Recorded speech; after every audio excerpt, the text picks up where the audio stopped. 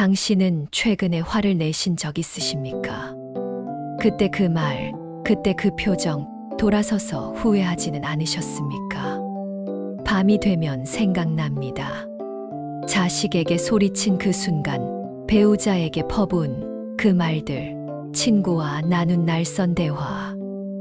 그리고 지나고 나서야 느껴지는 무거운 후회. 왜 그렇게 화를 냈을까? 왜 그렇게 참지 못했을까?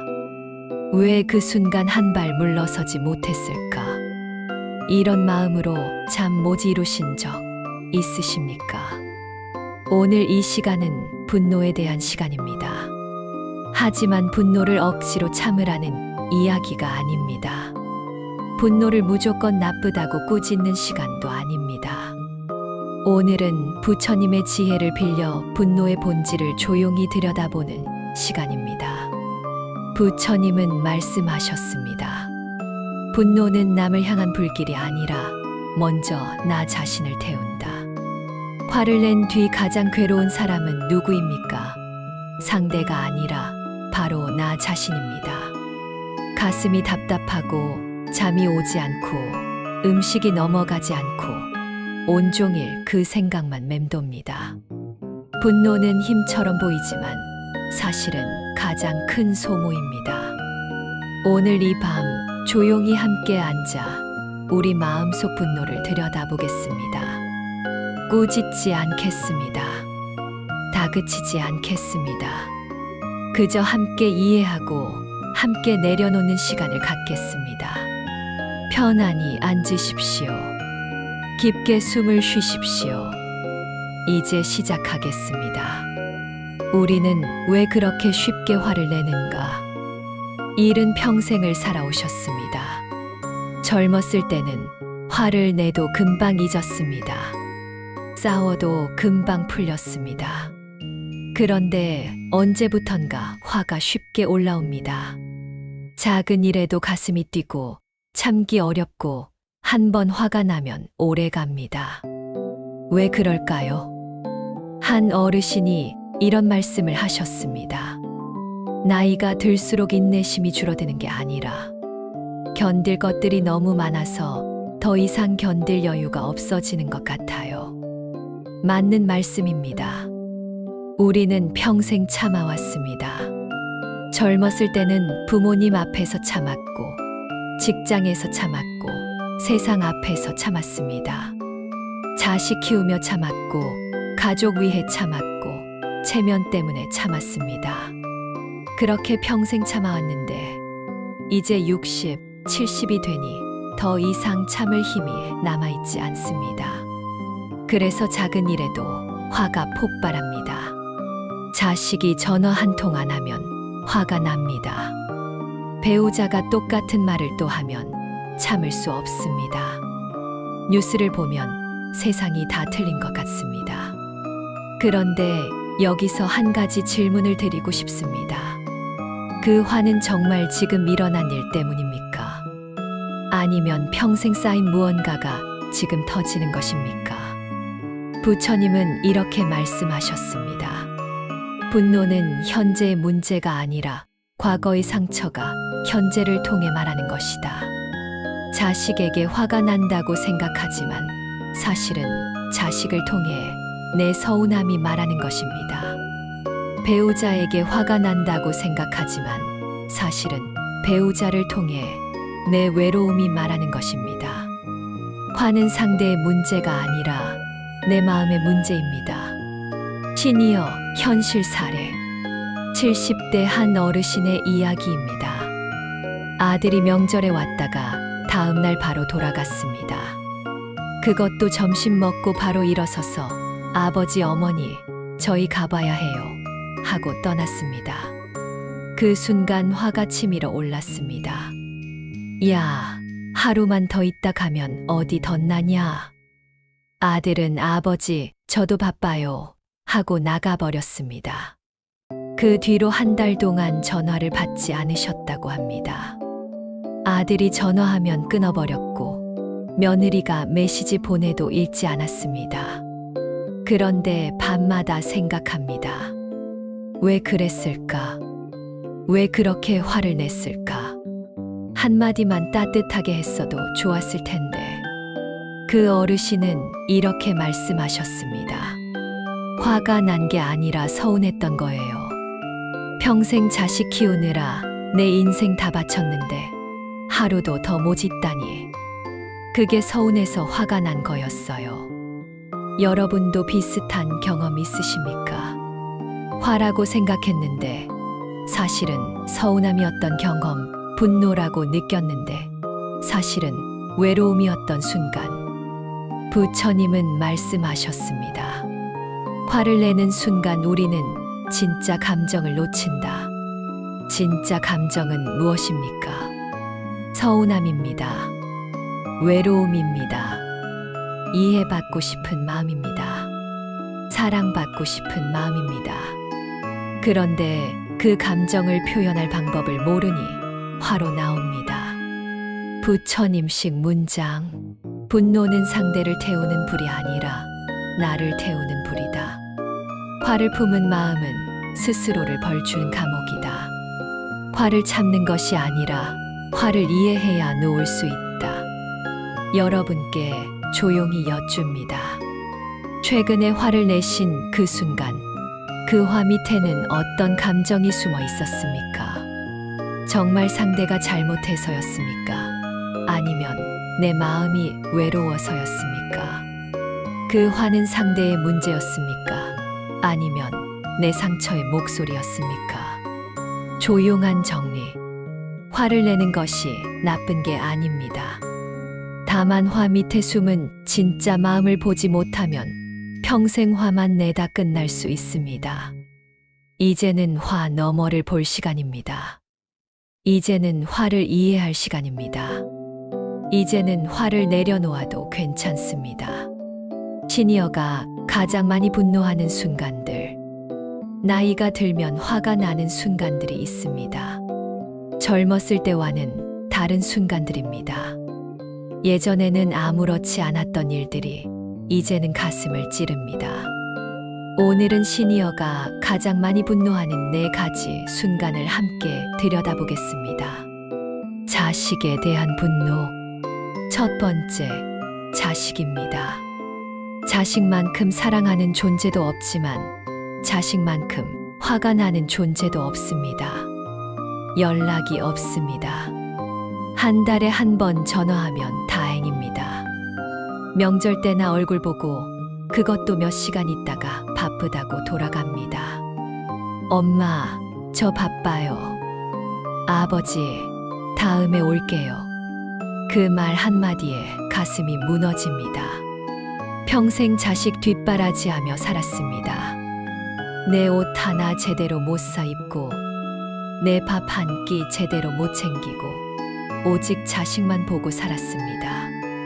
그런데 이제 자식은 저 멀리 가버렸습니다. 자기 인생, 자기 가족, 자기 일만 바쁩니다. 전화하면 네네 하고 끊고 메시지 보내면 하루 지나서 답하고 주말에 오라고 하면 이번 주는 바빠요 합니다. 화가 납니다. 내가 뭐가 되었나? 평생 키워놨더니 이제는 쓸모없는 존재가 되었나? 그런데 여기서 조용히 여쭙니다. 그 화는 정말 자식이 연락을 안 해서입니까? 아니면 내가 필요 없는 존재가 된 것 같아서입니까? 부처님은 말씀하셨습니다. 기대가 클수록 분노도 커진다. 우리는 자식에게 기대합니다. 효도를 기대하고 관심을 기대하고 사랑을 기대합니다. 평생 헌신했으니 당연히 돌아올 거라고 생각합니다. 그런데 그 기대가 채워지지 않으면 분노로 바뀝니다. 시니어 현실 사례. 65세 한 어머니의 이야기입니다. 딸이 결혼한 지 3년이 되었는데 한 번도 친정에 오지 않았습니다. 전화하면 엄마, 나중에 전화할게 하고 끊고 문자 보내면 이틀 뒤에 크크만 보냅니다. 그러다 갑자기 전화가 왔습니다. 엄마, 애 좀 봐줄 수 있어? 시어머니가 아파서 애를 맡길 데가 없다고 합니다. 그 순간 화가 폭발했습니다. 3년 동안 한 번도 안 오더니 애 봐달라고만 전화하니? 나는 무슨 파출부냐? 딸은 울면서 전화를 끊었고 그 뒤로 연락이 끊겼습니다. 그 어머니는 밤마다 후회합니다. 그때 그냥 그래 데려와 했으면 좋았을 텐데 왜 그렇게 화를 냈을까? 하지만 또 생각합니다. 평생 나는 이용만 당하는 건가? 필요할 때만 찾는 건가? 이 마음 이해되십니까? 화가 나는 게 아니라 서운한 겁니다. 분노가 아니라 외로움입니다. 부처님식 문장. 기대를 내려놓는 순간 분노도 내려간다. 자식은 내 소유가 아니라 잠시 내 곁을 스쳐간 인연이다. 조용한 정리. 자식에게 화가 난다면 한 번쯤 생각해 보십시오. 내가 자식을 사랑한 것일까요? 아니면 자식이 나를 사랑해 주기를 바란 것일까요? 진짜 사랑은 기대 없이 주는 것입니다. 돌아오지 않아도 괜찮습니다. 연락 없어도 괜찮습니다. 내가 준 사랑은 이미 충분했습니다. 배우자에 대한 분노. 두 번째, 배우자입니다. 50년을 함께 살았습니다. 60년을 함께 살았습니다. 그런데 왜 이렇게 화가 날까요? 똑같은 말을 반복합니다. 똑같은 행동을 반복합니다. 100번 말해도 안 고쳐집니다. 내가 몇 번을 말했어. 맨날 똑같은 소리 하고 있네. 하루에도 몇 번씩 부딪힙니다. 아침에 일어나서부터 밤에 잘 때까지 서로 건드립니다. 밥상머리에서 싸우고, TV 보다가 싸우고, 잠자리에 들어서도 등 돌리고 눕니다. 그러다 한쪽이 세상을 떠나면 후회합니다. 왜 그렇게 싸웠을까? 왜 그렇게 화를 냈을까? 하지만 살아있을 때는 화가 납니다. 시니어 현실 사례. 72세 할아버지 이야기입니다. 할머니가 매일 같은 이야기를 합니다. 옛날 이야기, 자식 이야기, 돈 이야기. 하루에 10번씩 같은 말을 반복합니다. 아니, 내가 몇 번을 들어야 돼. 화를 내면 할머니는 삐쳐서 방으로 들어가 버립니다.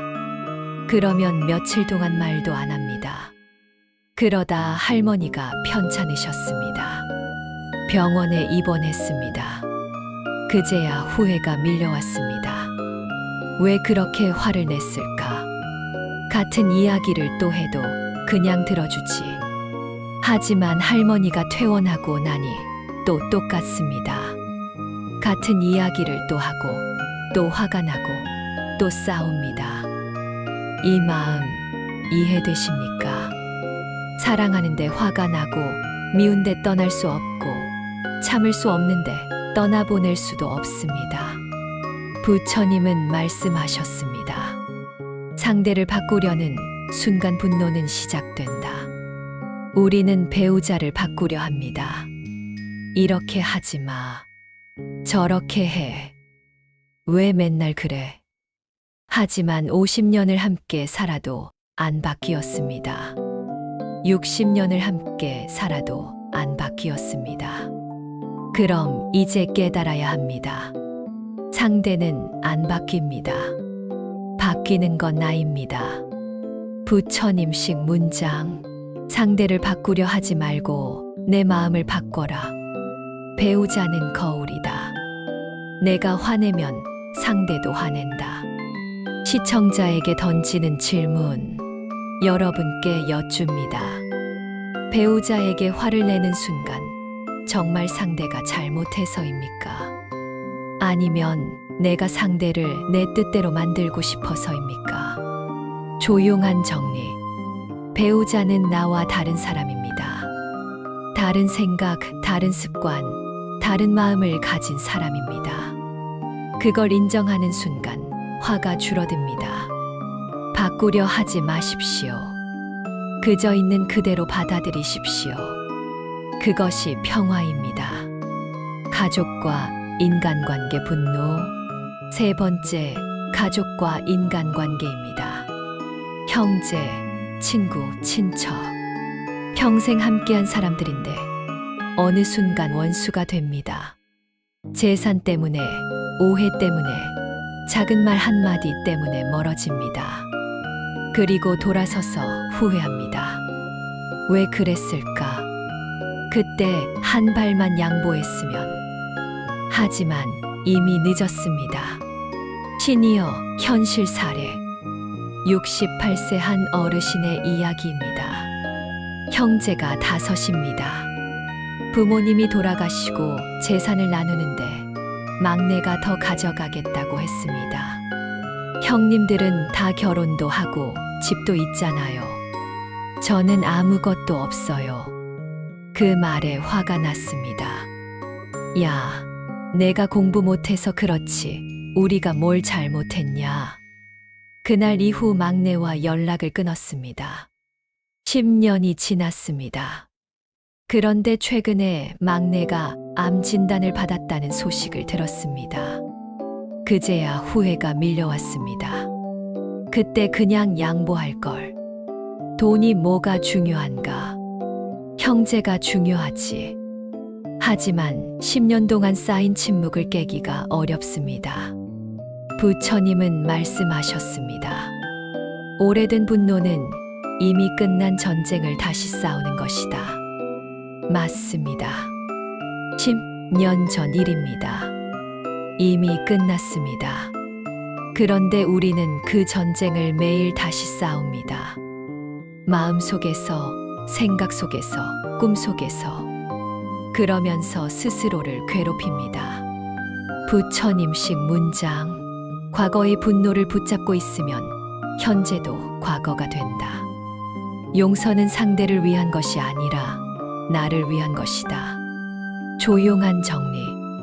오래된 분노는 아무것도 해결하지 못합니다. 다만 내 마음만 무겁게 만들 뿐입니다. 이제는 내려놓아도 괜찮습니다. 상대가 사과하지 않아도 괜찮습니다. 내가 먼저 놓으면 됩니다. 세상과 사회에 대한 분노. 네 번째, 세상과 사회입니다.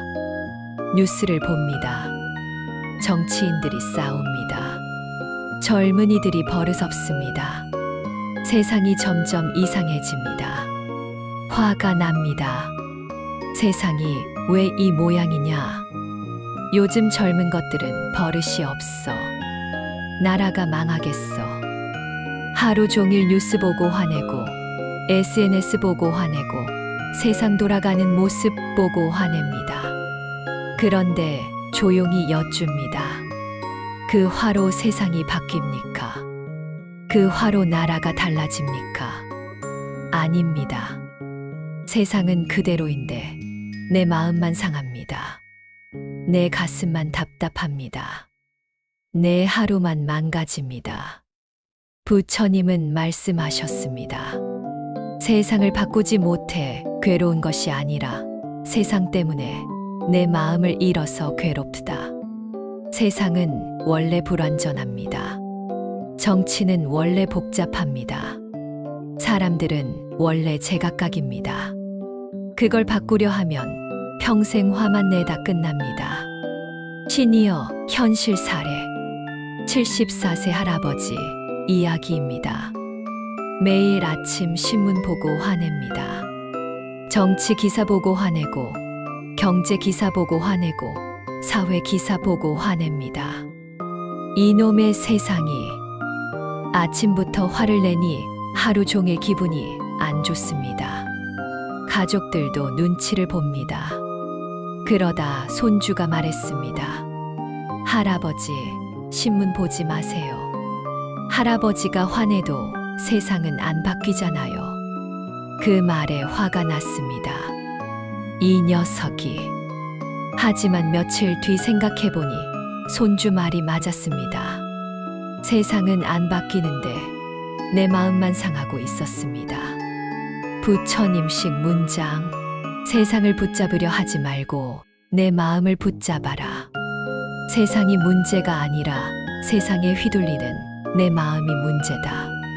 시청자에게 던지는 질문. 여러분은 오늘 무엇 때문에 화를 내셨습니까?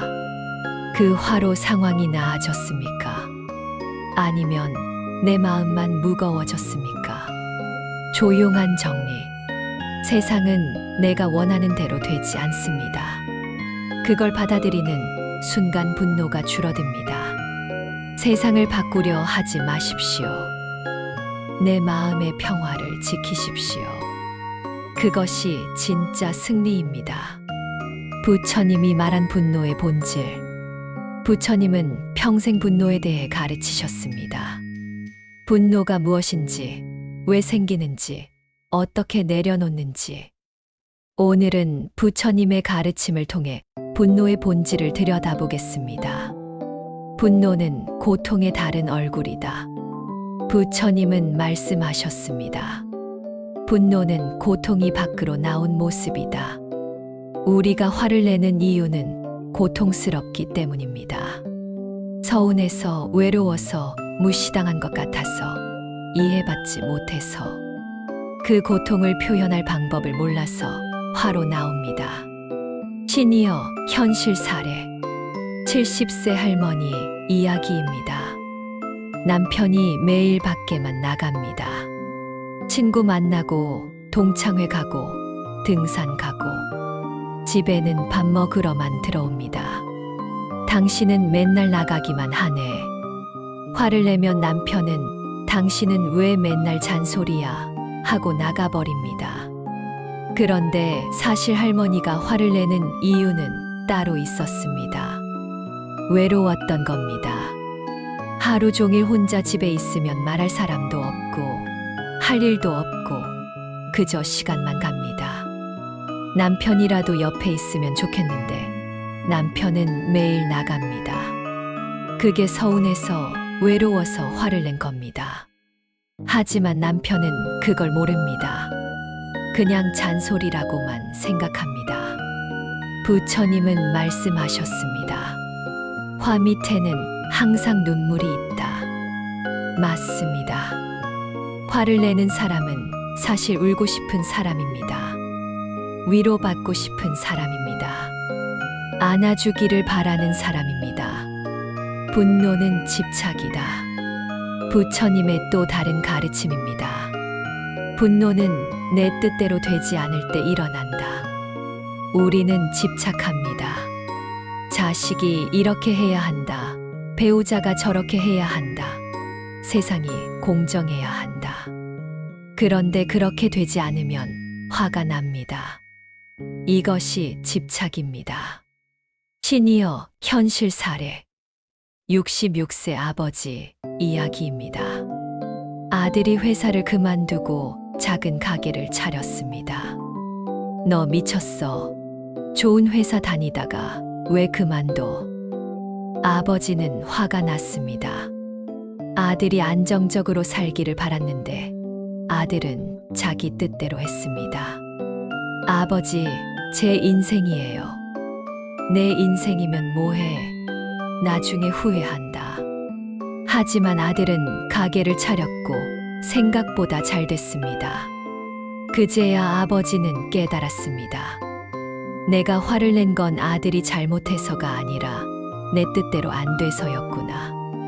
부처님은 말씀하셨습니다. 집착을 놓는 순간 분노도 사라진다. 분노는 무지에서 온다. 부처님의 세 번째 가르침입니다. 분노는 진실을 보지 못해서 일어난다. 우리는 상대의 입장을 모릅니다. 상대의 고통을 모릅니다. 상대의 사정을 모릅니다. 그래서 쉽게 화를 냅니다. 시니어 현실 사례. 69세 어머니 이야기입니다. 딸이 명절에 오지 않았습니다. 명절에 친정도 안 오냐? 전화해서 화를 냈습니다. 딸은 울면서 말했습니다. 엄마, 시어머니가 편찮으셔서 병원에 계세요. 저도 가고 싶은데 못 가는 거예요. 그제야 어머니는 후회했습니다.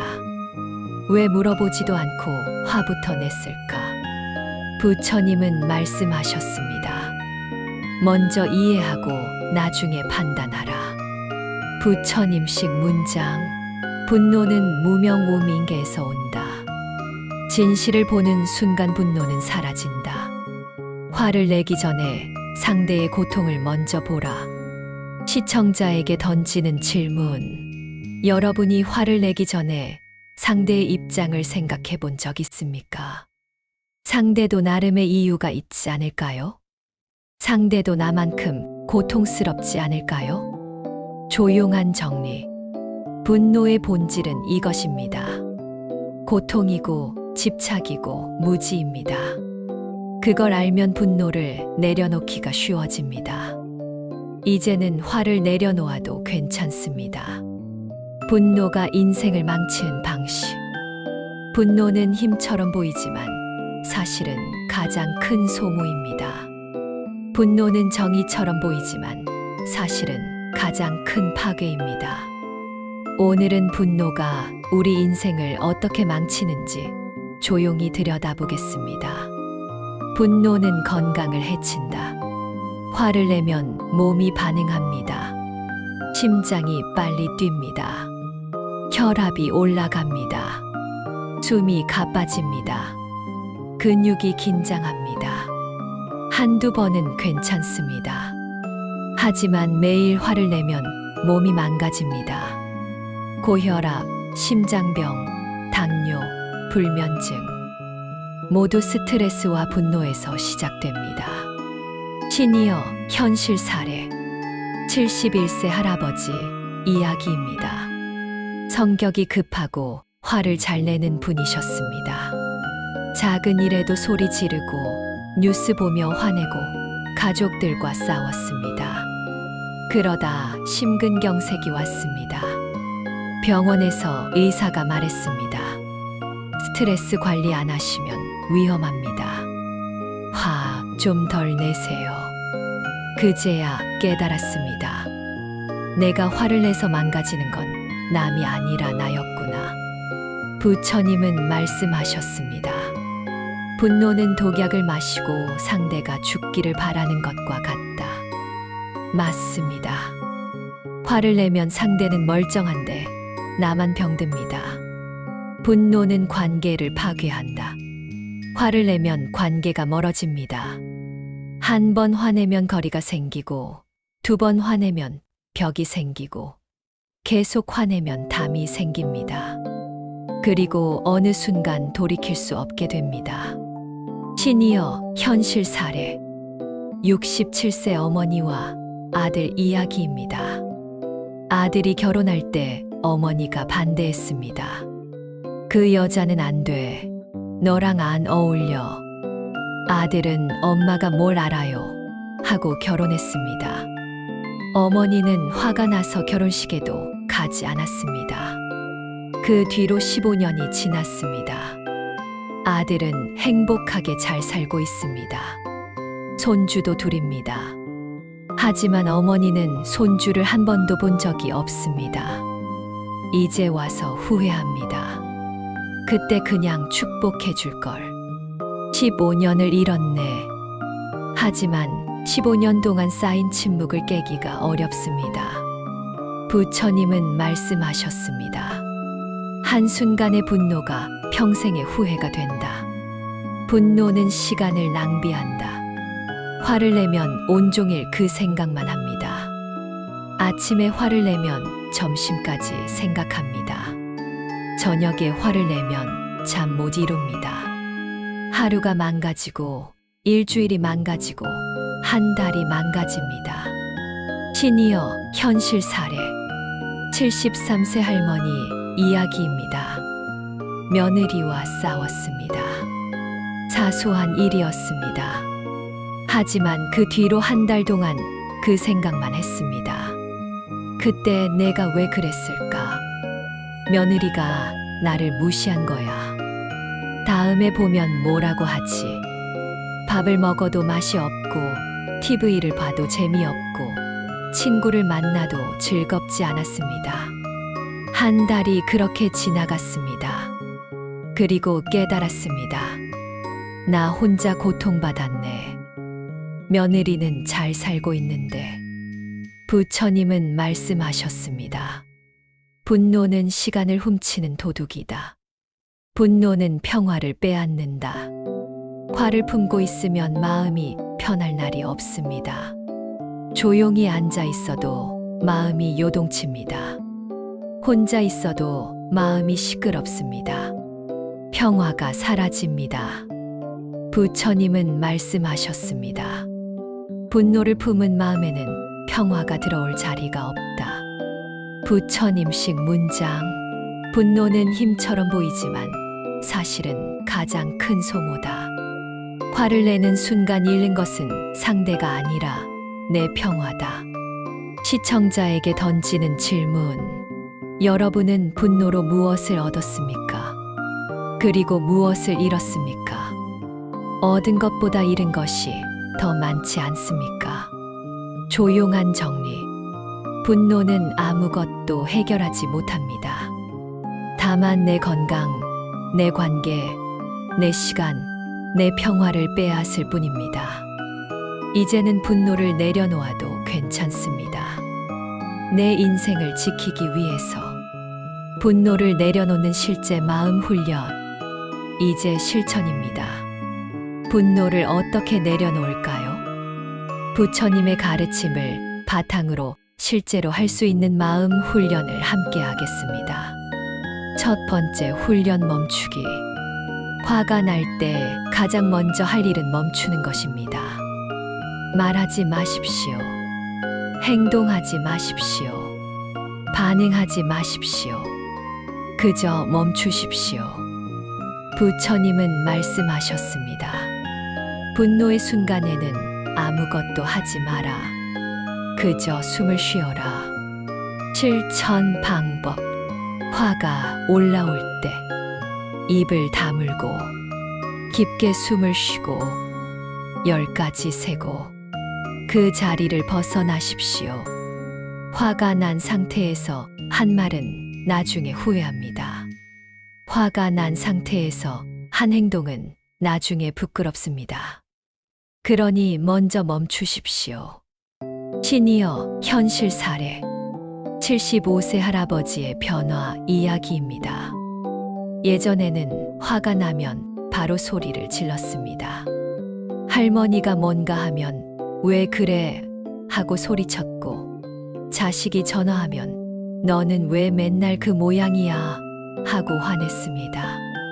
그런데 어느 날 법문을 들었습니다. 화가 나면 먼저 멈추세요. 10까지 세세요. 그날부터 연습했습니다. 화가 올라오면 입을 다물고 숨을 쉬고 10까지 셌습니다. 처음에는 어려웠습니다. 10까지 세는 동안도 화가 끓어올랐습니다. 하지만 계속 연습했습니다. 몇 달이 지나자 변화가 왔습니다. 10까지 세고 나면 화가 조금 가라앉았습니다. 말을 하기 전에 생각할 시간이 생겼습니다. 그리고 깨달았습니다. 화를 참는 게 아니라 화를 멈추는 거구나. 부처님식 문장. 화는 불과 같다. 산소를 끊으면 저절로 꺼진다. 멈추는 것이 이기는 것이다. 두 번째 훈련 관찰하기. 멈춘 뒤에는 관찰하십시오. 내 마음을 들여다보십시오. 왜 화가 났는지, 무엇이 나를 건드렸는지, 진짜 감정이 무엇인지. 부처님은 말씀하셨습니다. 화를 관찰하면 화는 힘을 잃는다. 실천 방법. 화가 났을 때 스스로에게 물으십시오. 나는 지금 무엇 때문에 화가 났는가? 진짜 화가 난 이유는 무엇인가? 화 밑에 숨은 감정은 무엇인가? 대부분의 경우 답은 이렇습니다. 화가 아니라 서운함, 외로움, 무시당한 느낌, 이해받지 못한 느낌. 시니어 현실 사례 68세 어머니 이야기입니다. 딸이 명절에 시댁에 먼저 간다고 했습니다. 또 작년에도 시댁 먼저 갔잖아. 화가 치밀어 올랐습니다. 하지만 이번에는 멈췄습니다. 그리고 스스로에게 물었습니다. 나는 왜 화가 났을까? 생각해보니 화가 아니라 서운함이었습니다. 딸은 시댁을 더 중요하게 생각하는구나. 나는 뒷전이구나. 그 마음을 깨닫고 나니 화가 조금 가라앉았습니다. 그리고 딸에게 말했습니다.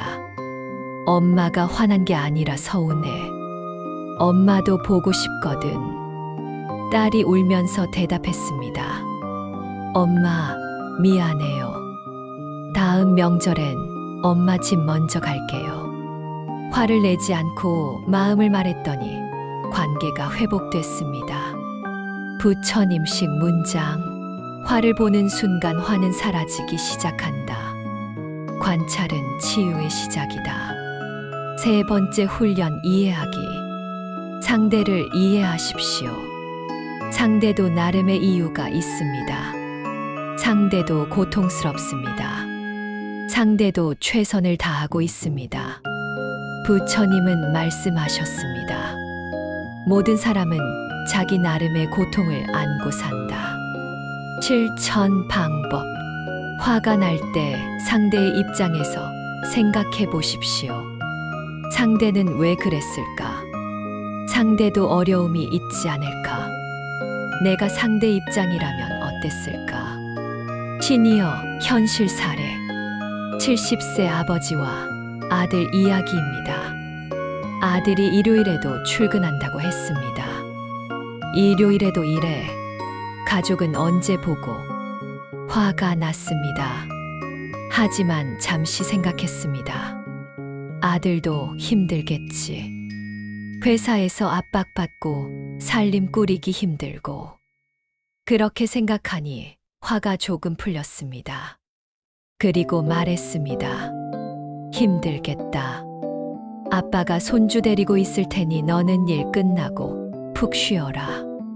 아들이 눈시울을 붉혔습니다. 아버지, 감사합니다. 이해하니 관계가 따뜻해졌습니다. 부처님식 문장. 이해는 사랑의 다른 이름이다. 상대를 이해하는 순간 분노는 연민으로 바뀐다. 네 번째 훈련 내려놓기. 마지막 훈련입니다. 기대를 내려놓으십시오. 집착을 내려놓으십시오. 내 뜻대로 되기를 바라는 마음을 내려놓으십시오. 부처님은 말씀하셨습니다. 내려놓음이 자유다. 실천 방법.